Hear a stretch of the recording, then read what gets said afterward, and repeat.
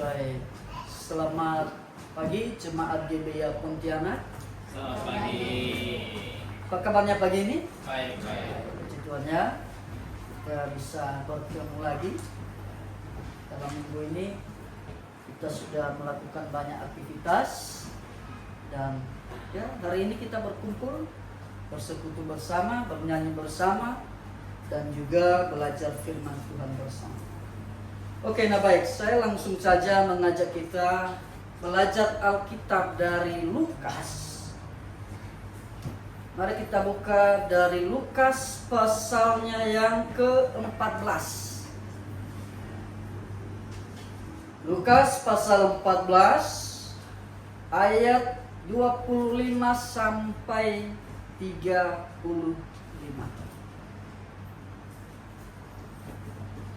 Lukas 14 ayat 25 sampai ayatnya yang ke-35. Kalau Bapak Ibu sudah menemukannya, mari kita lihat. Saya akan bacakan. Nanti Bapak Ibu silakan memperhatikan Alkitabnya masing-masing. Saya memakai Alkitab TB2. LAI memberi judul segala sesuatu harus dilepaskan untuk mengikut Yesus. Ayat 25.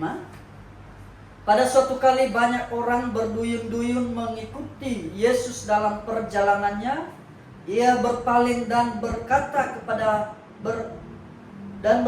kepada mereka, "Jikalau seseorang datang kepadaku dan ia tidak membenci ayahnya, ibunya, istrinya, anak-anaknya, saudara-saudaranya laki-laki atau perempuan, bahkan nyawanya sendiri, ia tidak dapat menjadi muridku. Siapa saja yang tidak memikul salibnya dan mengikut aku, ia tidak dapat menjadi muridku. Sebab siapakah di antara kamu yang kalau mau mendirikan sebuah menara tidak dahulu membuat anggaran biayanya? Apakah uangnya cukup untuk menyelesaikan pekerjaan itu? Jangan sampai setelah ia meletakkan dasarnya namun tidak mampu menyelesaikannya, semua orang yang melihatnya mengejek dia dan berkata, orang itu mulai mendirikan tetapi ia tidak mampu menyelesaikannya. Atau raja manakah yang kalau mau pergi berperang melawan raja lain tidak dahulu untuk mempertimbangkan apakah dengan 10.000 orang ia sanggup menghadapi lawan yang mendatanginya dengan 20.000 orang? Jikalau tidak, ia akan mengirim utusan selama musuh itu masih jauh untuk menanyakan syarat-syarat perdamaian. Demikian pula lah tiap-tiap orang di antara kamu yang tidak melepaskan dirinya dari segala miliknya tidak dapat menjadi muridku. Garam memang baik, tetapi jika garam pun menjadi tawar, dengan apakah ia diasinkan? Tidak ada lagi gunanya baik untuk ladang maupun untuk pupuk, dan orang membuangnya saja. Siapa yang mempunyai telinga untuk mendengar, hendaklah ia mendengar. Kita berdoa. Bapa di sorga, kami bersyukur Tuhan atas firman-Mu yang masih terpelihara bagi kami dan sampai di tangan kami pada saat ini.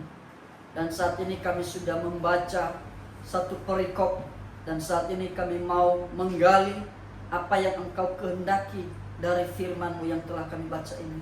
Mohon pimpinan-Mu, berkati jemaat-Mu di tempat ini dan juga hamba-Mu yang akan menguraikannya Tuhan.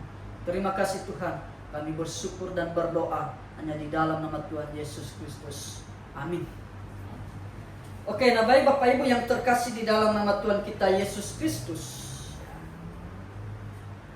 Ini perikop yang berbicara tentang syarat-syarat menjadi murid Yesus.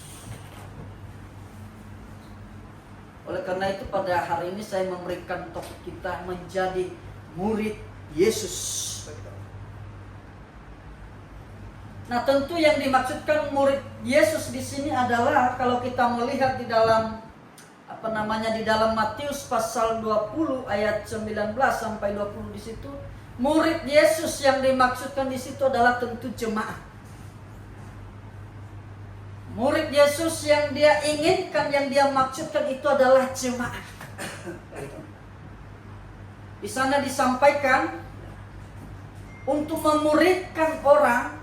Ini kan amanat agung. Pergilah, beritakan Injil ke seluruh makhluk hidup, ke semua, ke segala penjuru dunia.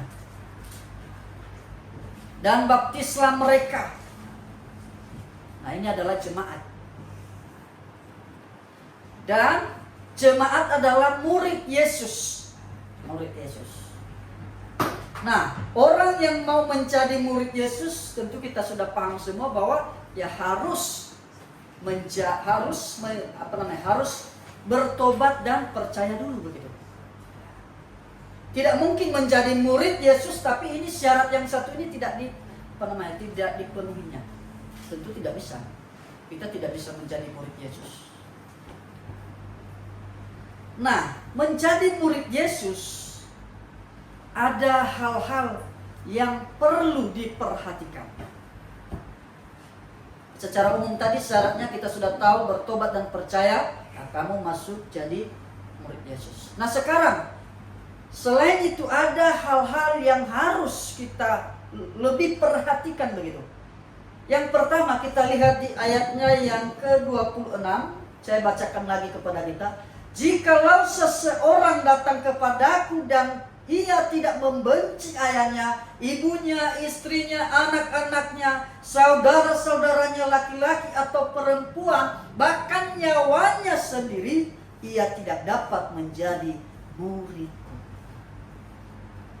Hal yang pertama yang harus kita perhatikan di sini adalah komitmen dan skala prioritas kasih.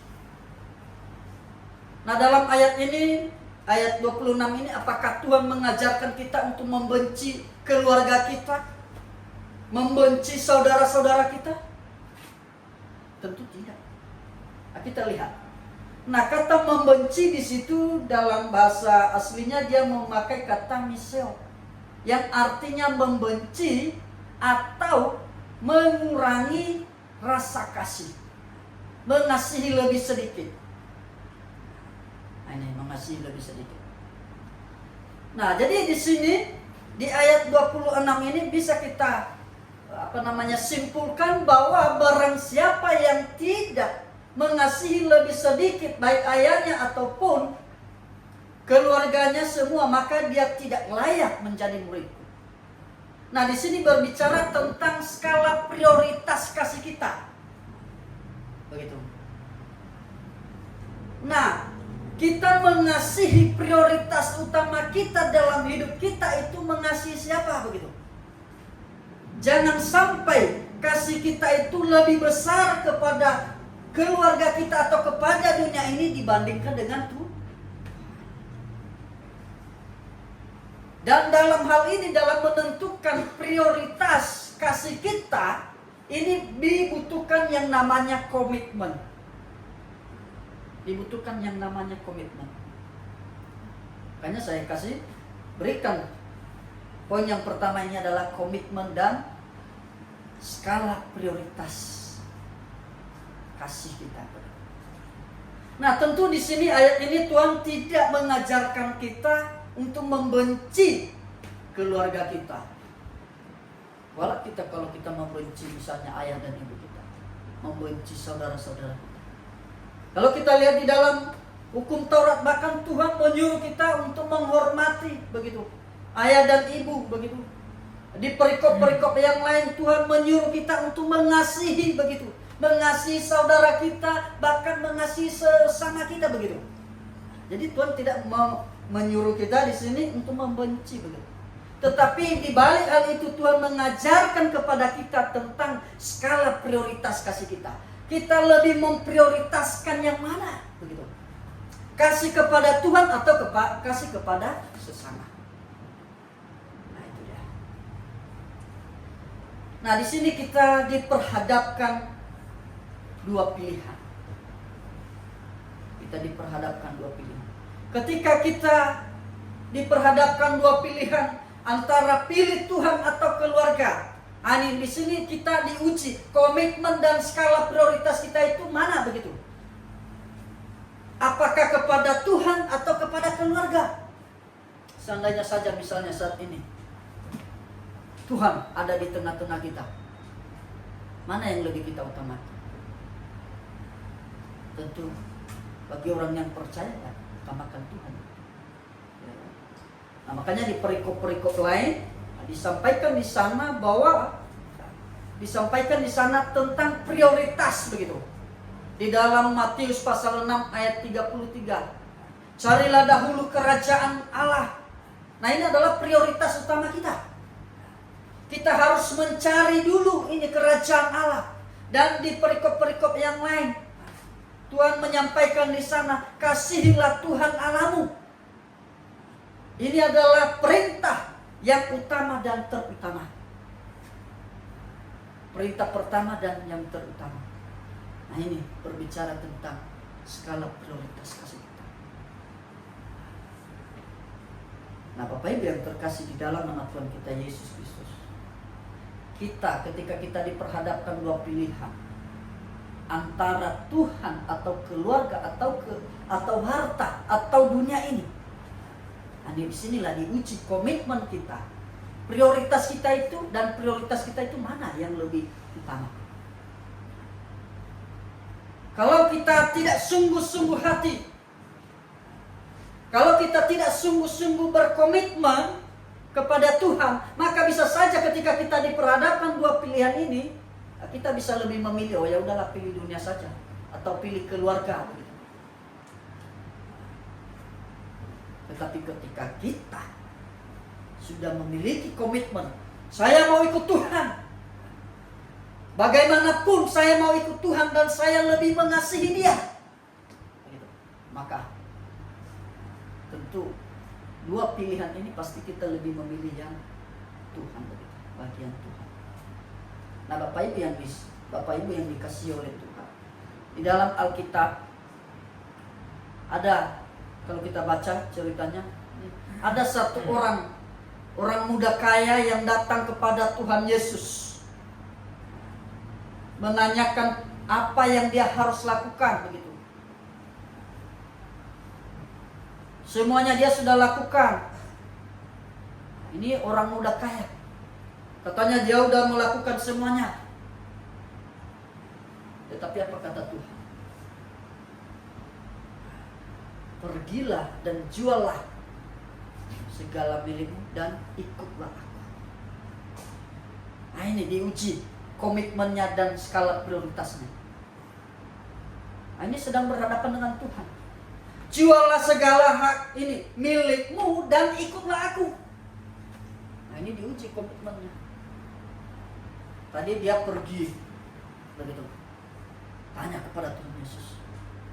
Dan ternyata kita lihat akhir dari ceritanya, dia pergi tidak mau ikut Tuhan. Dia sayang dengan hartanya.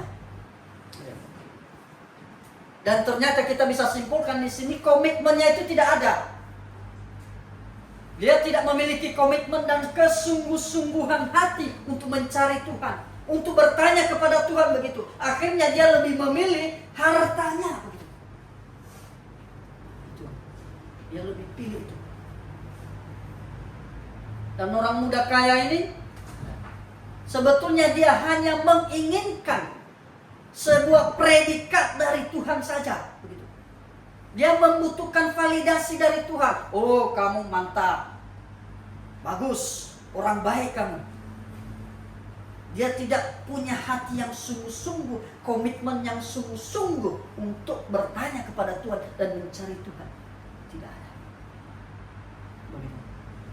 Bapak Ibu yang terkasih, ini salah satu contohnya.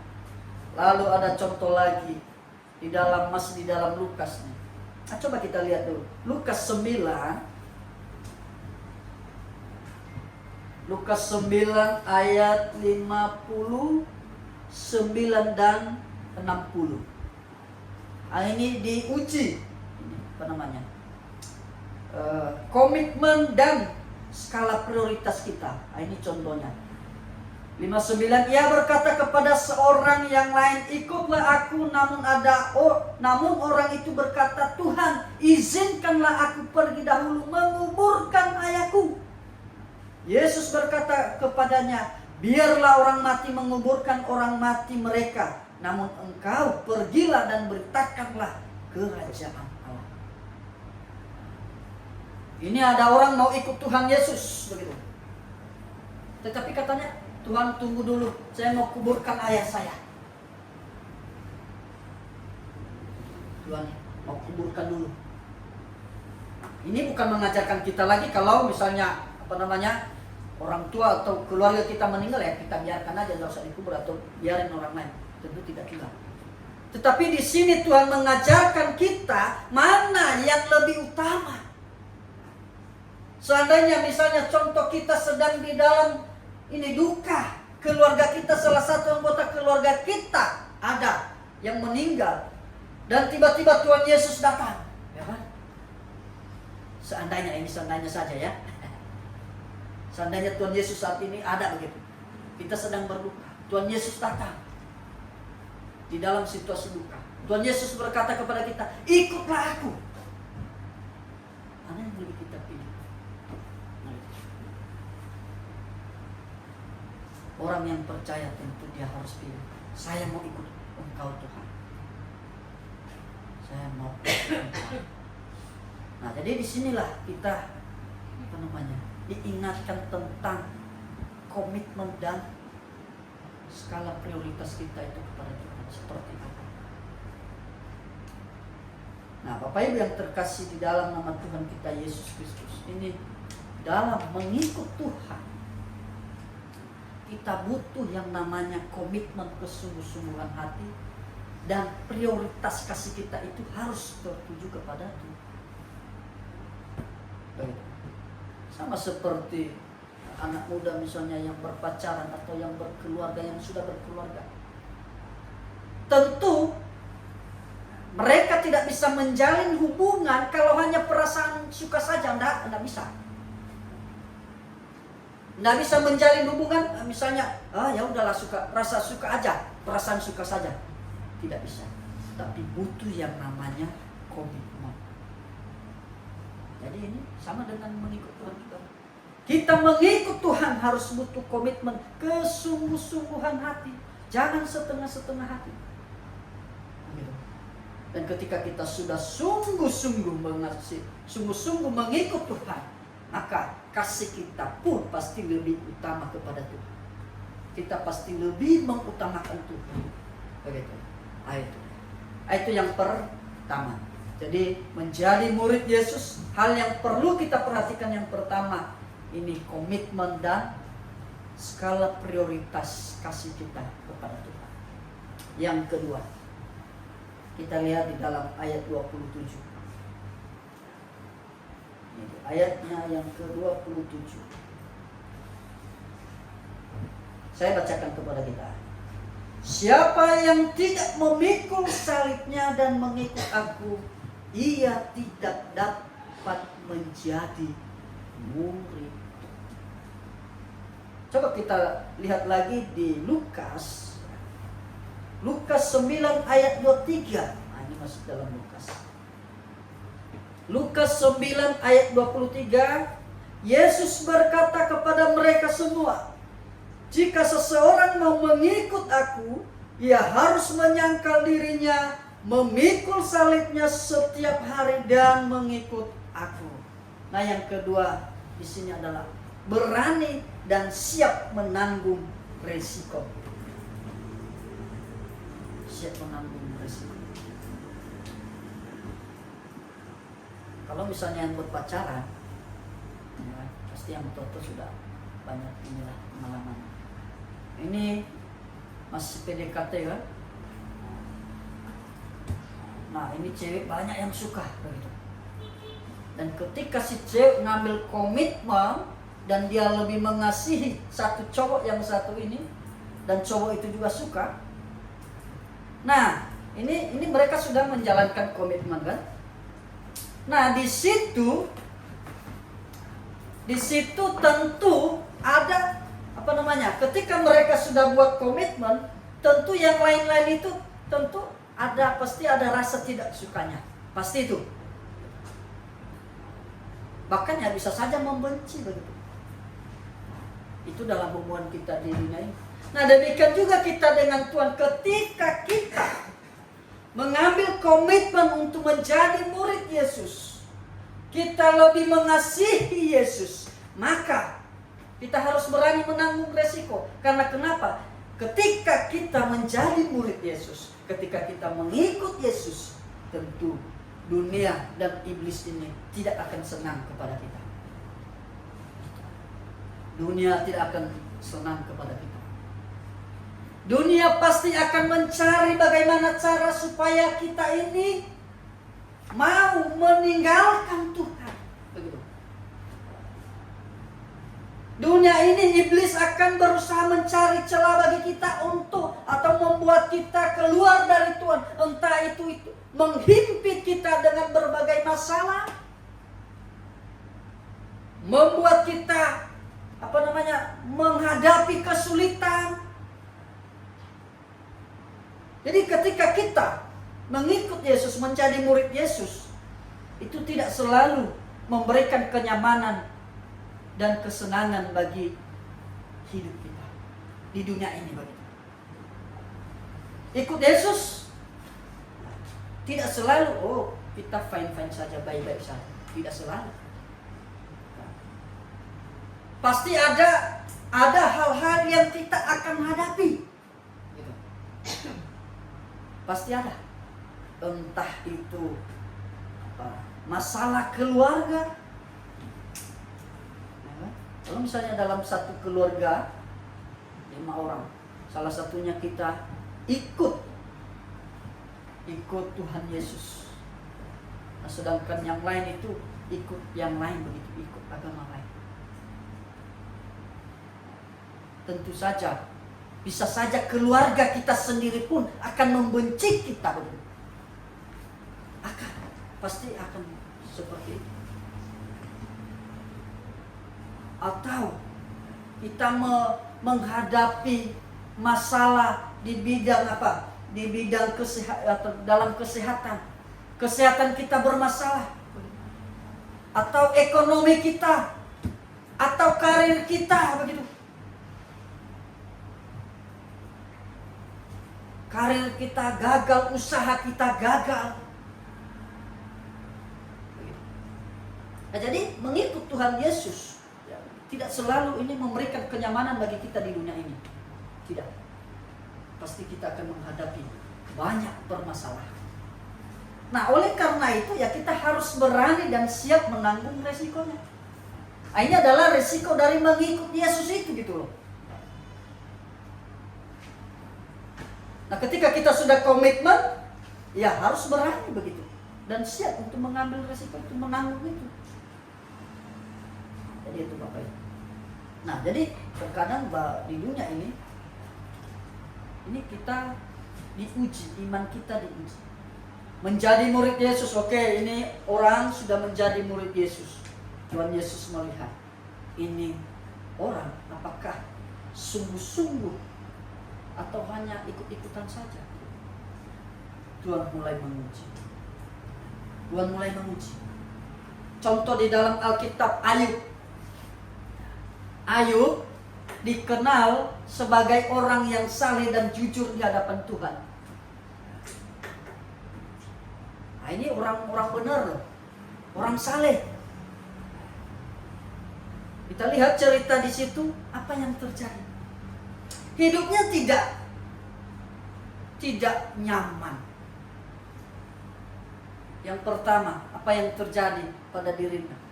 Dia orang yang saleh dan jujur dan kaya juga begitu. Kaya di negeri itu pada saat itu. Tuhan menguji dia. Nah, ini tadi saya katakan bahwa ketika kita menjadi murid Yesus, iblis itu tidak akan senang begitu. Dia akan mencari celah begitu. Nah, Ayub pada saat itu dikenal sebagai orang yang saleh, ya kan? Nah, ini iblis melihat, ingin mencoba. Dan akhirnya Tuhan mengizinkan. Itu untuk menguji imannya si Ayub. Ayub ini banyak ternaknya mati, hilang. Penjaganya pun mati. Anak-anaknya pun Itu yang sedang perjamuan di rumah kakak sulungnya, itu mati ditimpa oleh rumah itu karena angin yang kencang. Mati.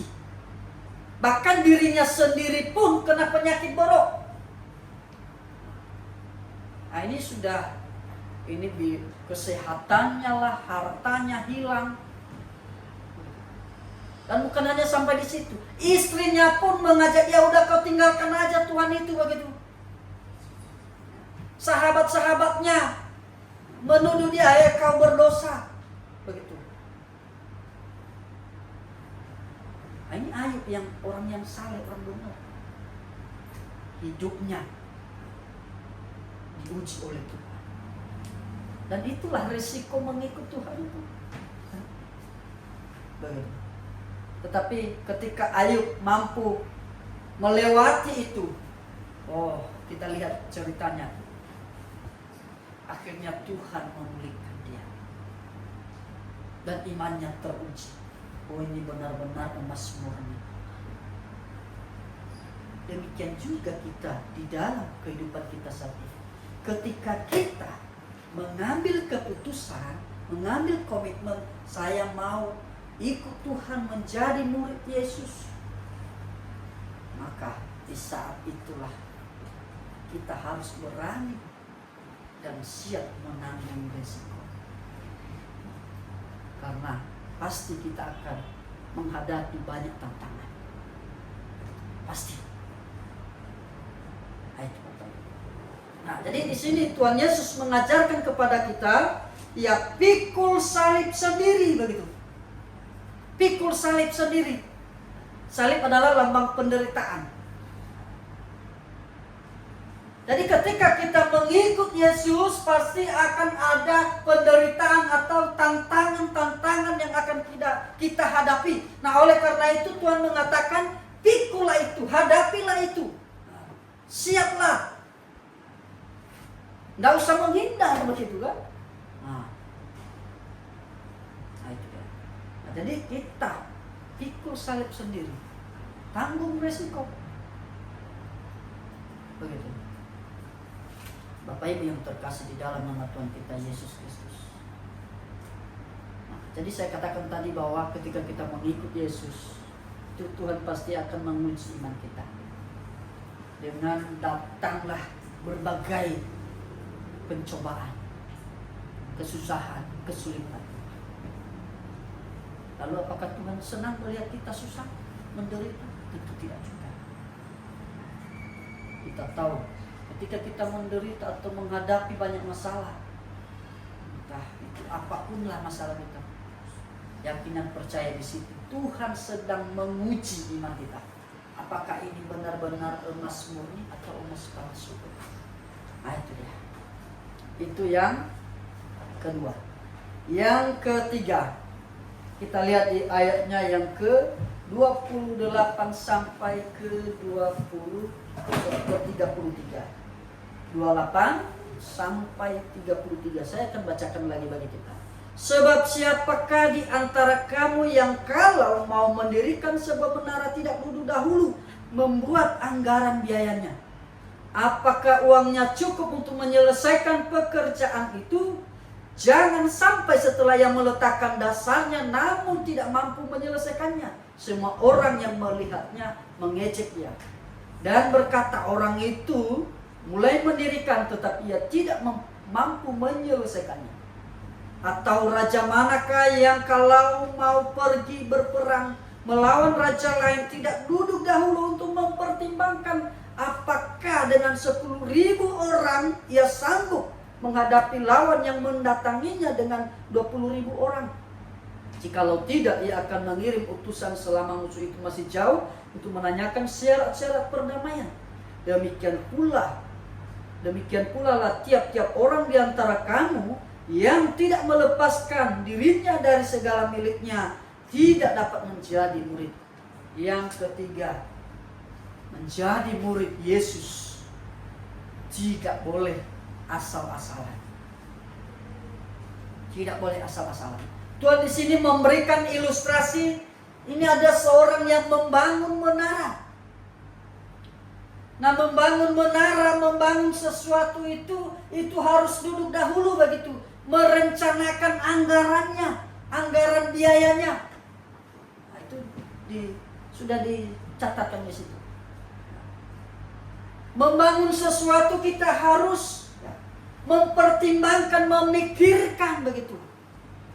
Oh, ini misalnya saya punya uang segini, apakah cukup untuk membangun rumah yang sebesar ini? Membangun menara yang sebesar ini, setinggi ini. Nah, dia harus berpikir, dia harus memikirkan itu. Dia harus mempertimbangkan hal itu dulu begitu. Ilustrasi yang kedua, raja. Raja yang mau melawan, yang berperang melawan bangsa lain begitu. Ini bangsa lain sudah mau menghantam, memerangi suatu bangsa. Ini ada 20.000 orang. Nah, sedangkan dia hanya memiliki prajurit 10.000 orang. Nah, raja ini harus memikirkan apakah dia mampu untuk melawan, mengalahkan yang 20.000 orang ini. Dia harus duduk dahulu memikirkan dan mempertimbangkan apakah bisa atau tidak. Begitu. Dia harus mempertimbangkan konsekuensinya begitu. Nah, demikian juga ini kita di sini. Tidak boleh asal-asalan. Membangun rumah, membangun menara tidak boleh asal-asalan. Tanpa perencanaan anggaran. Berperang itu tidak boleh asal-asalan. Oh ya udah, ayo kita perang. Itu di gunung sana sudah mulai ada yang menembak kita. Ayo. Tanpa memikirkan apakah prajuritnya siap, semua peralatan senjatanya siap. Oh, tidak boleh begitu Bapak. Tidak boleh asal-asalan. Nah, demikian juga kita menjadi murid Yesus. Tidak boleh asal-asalan atau tidak boleh ikut-ikutan saja begitu. Tidak boleh ikut-ikutan saja. Kita harus cerdas. Kita harus cerdas memikirkannya. Oh, saya mau ikut Yesus. Kalau kamu sungguh-sungguh hati, kita sungguh-sungguh hati, kita harus berpikir, mengapa saya harus ikut Yesus? Mengapa saya harus ikut dia? Mengapa enggak ikut yang lain saja begitu? Nah, kita harus cerdas. Kita manusia ini, manusia yang diberikan akal budi, harus berpikir. Mengapa saya harus berjemaat di GBI Pontianak? Apa alasannya? Mengapa?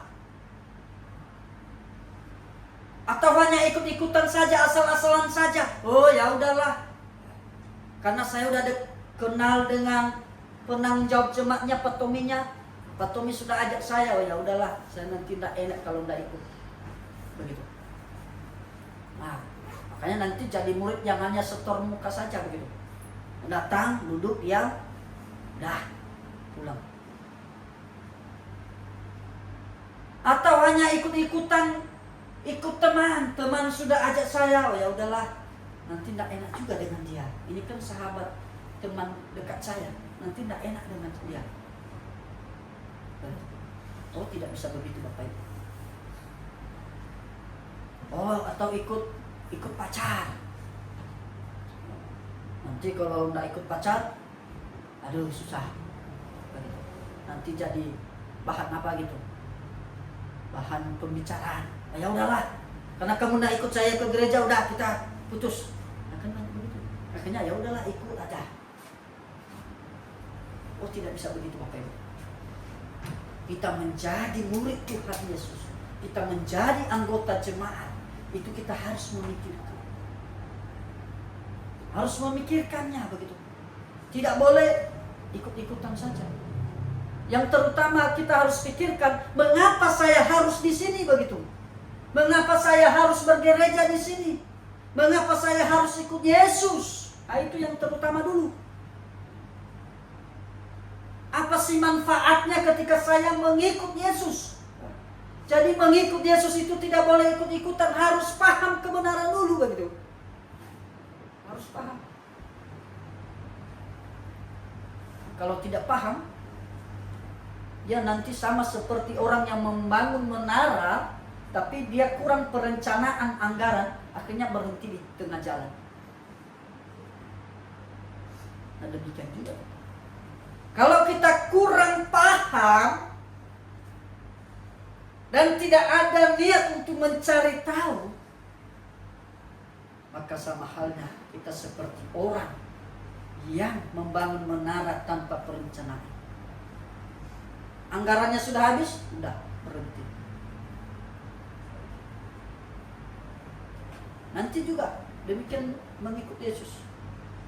Kalau kita tidak sungguh-sungguh paham kebenaran dan tidak mau mengambil resiko, maka ketika kita menghadapi nanti tantangan, ya udahlah, berhenti, hilang. Tetapi mengikut Yesus tidak boleh begitu. Menjadi murid Yesus tidak boleh begitu. Harus paham. Kita di sini yang sudah menjadi jemaat, saya rasa sudah paham semua. Yang belum, yang mau mengambil keputusan, kita harus paham dulu. Paham. Nah, ketika kita sudah menjadi ini murid Yesus, nah ini juga kita harus memikirkan ini. Kita harus cerdas juga memikirkan, mempertimbangkan. Saya sudah di dalam nih, begitu. Saya sudah di dalam Yesus, di dalam jemaat. Nah, sekarang kita harus pikirkan, saya mau di bagian yang mana? Di garda terdepan atau yang di belakang? Kalau yang di depan jadi ujung tombak, yang di belakang, oh ya udah saya di belakang, saya support, dukung doa, dukung materi. Tidak boleh asal-asalan. Oh ya udahlah, saya ke gereja aja udah. Kita ini yang sudah menjadi jemaat, yang ini yang kita tidak boleh asal-asalan, dan kita harus menunjukkan kontribusi kita. Nah, itu dia. Saya mau di depan, oke, mantap. Saya mau dari belakang saja mendorong, begitu mendorong. Oke, bagus. Saya mau di tengah-tengah, oh jangan, begitu. Jangan mau di tengah-tengah. Nah, nanti itu jadi suam-suam panas dulu. Panas juga enggak, dingin juga enggak, begitu. Nah, itu yang kayak gitu nanti lama-lama di tengah jalan hilang. Kalau semangat ya semangat, begitu. Kalau panas, kalau dingin ya dingin, begitu. Tetapi janganlah dingin. Nah, jadi mengikut Yesus tidak boleh asal-asalan. Harus perlu pertimbangan, harus paham kebenaran itu dulu. Sama seperti ini. Raja ketika dia mau berperang, dia harus mempertimbangkan dulu. Orang yang mau membangun menara, membangun rumah, apapun itu, ya dia harus duduk dulu, mempertimbangkan, membuat perencanaan anggaran. Nah, demikian juga kita mengikut Yesus. Tidak boleh asal-asalan, tidak boleh ikut-ikutan. Nah, itu dia. Oke, yang terakhir. Ayatnya yang ke 34 dan 35. Saya baca bagi kita. Garam memang baik, tetapi jika garam pun menjadi tawar, dengan apakah ia diasingkan? Tidak ada lagi gunanya, baik untuk ladang maupun untuk pupuk. Dan orang membuangnya saja. Siapa yang mempunyai telinga untuk mendengar, hendaklah ia mendengar. Yang keempat, menjadi murid Yesus harus mampu memberikan rasa. Harus memberikan rasa. Nah, garam. Tentu kita sudah tahu semua garam. Kalau makanan kurang rasa asinnya, tentu kita cari garam. Ya.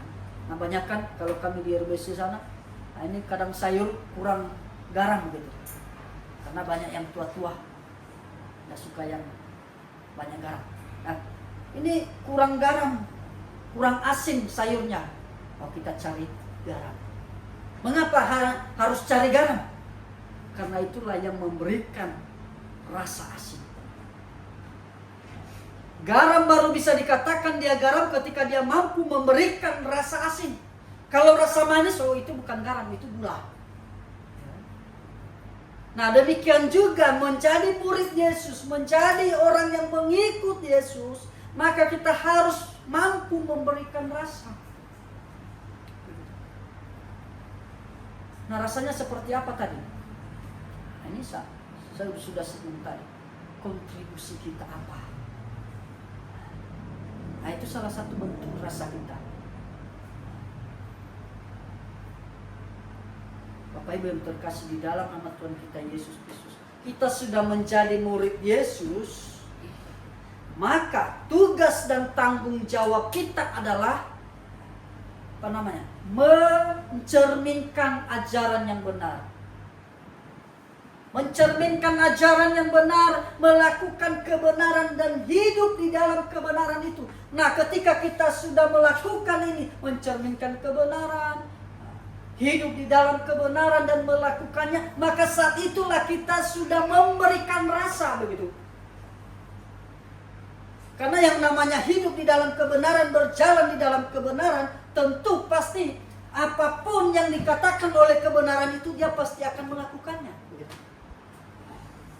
Nah, ketika kita sudah melakukan apa yang diminta, yang diperintahkan oleh kebenaran, maka disitulah kita sebetulnya sudah mulai memberikan rasa. Sudah mulai memberikan rasa.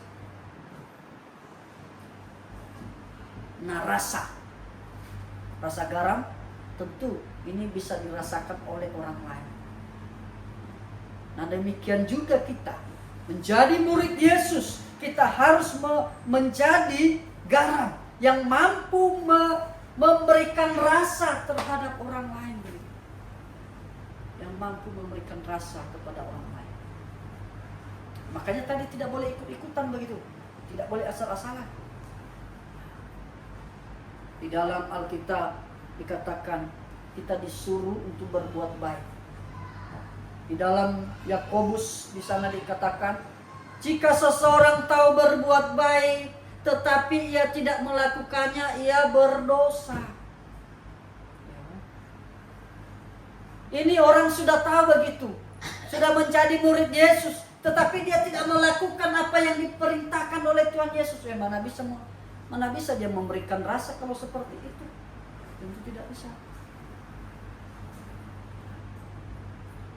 Jika ia mengasihi Tuhan tetapi ia tidak mengasihi saudaranya sesamanya manusia, ia berdusta. Disinilah rasa kita itu dinikmati oleh orang lain. Dari perbuatan-perbuatan baik kita. Dari perbuatan-perbuatan baik kita. Nah ini dia. Ketika kita sudah menjadi murid Yesus, maka kita diminta untuk melakukan yang baik. Melakukan yang baik. Di dalam Alkitab di sana dikatakan, di dalam Yakobus, iman tanpa perbuatan itu hakikatnya mati. Tidak ada rasanya itu.